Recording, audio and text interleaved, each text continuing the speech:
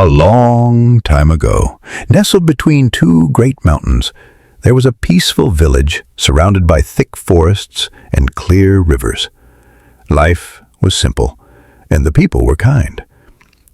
In this village lived a young man named Jaka. He was known for his honesty, wisdom, and gentle heart. Every morning, he helped the elders carry water from the river. Every evening, he fed injured birds and animals near the edge of the forest. Though he had little, he was happy, for he believed in kindness more than gold. Jaka had one secret dream: to fall in love with someone who saw the world the same way he did, with wonder, with compassion, and with peace.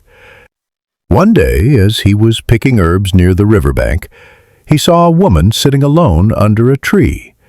Her long black hair shimmered like silk in the sunlight, and her eyes were deep and sad. Her name was Sari. She said her home had burned down, and she had no family left.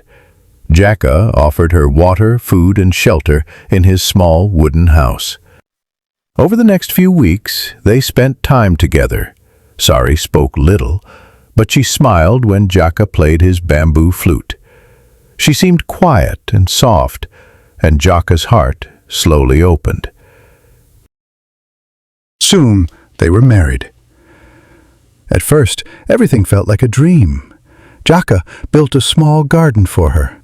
He crafted a wooden comb for her hair. Villagers whispered how lucky he was to have found such a beautiful wife. But as the seasons passed, Sari began to change. She started to complain about the house. "It's too small," she said. "The village is boring. I miss music, silk, and silver." Jaka smiled and replied, "I cannot give you riches, but I can give you love."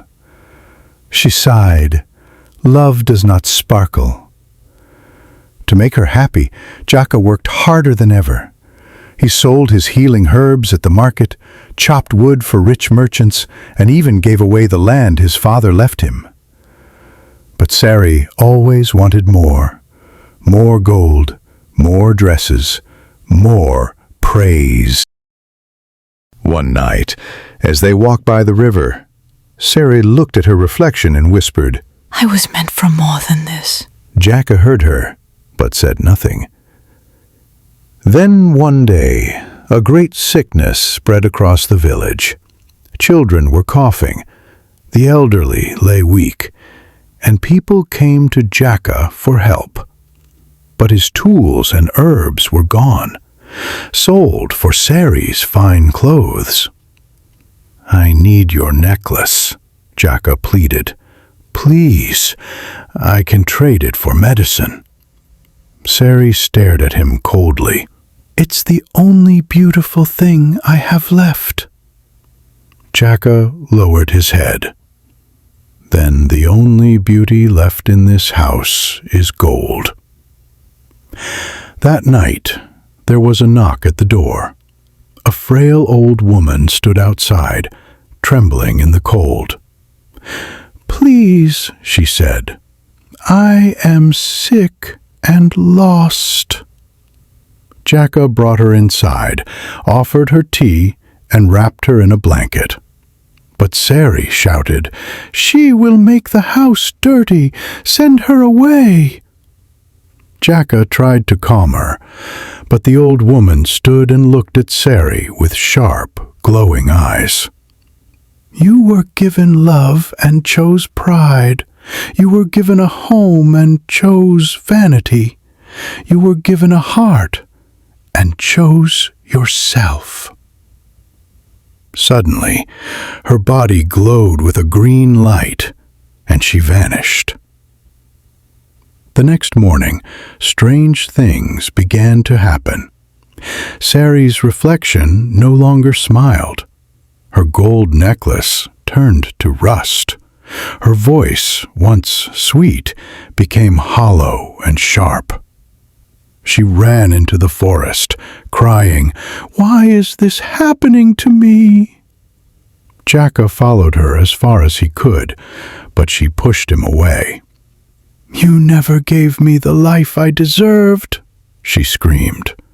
"I gave you everything," Jaka said softly, "even my soul." Sari fell to her knees beside an ancient tree and cried out, "If I cannot be loved as I am, then let me be something else, anything else." The wind roared through the trees, the sky turned dark, a voice echoed through the forest, the voice of the spirit. "So be it. You shall no longer walk among humans, but you will remember what you lost." A blinding light surrounded Sari. Her arms stretched into wings, her fingers sharpened into talons. Her eyes widened, glowing golden in the darkness. Her voice turned into a sorrowful cry. She had become the very first owl. Jaka watched in silence, heartbroken. That night, and every night after, he could hear her calling from the treetops. A soft, sad "hoo, hoo," drifting through the forest, watching, waiting. And so it is said, owls come out only at night, not because they fear the sun, but because they carry the memory of their mistakes. They watch the world from the shadows, forever searching for a love they once threw away. So the next time you hear an owl's lonely call in the night, remember this: some cries are not just sounds. They are echoes of a broken heart.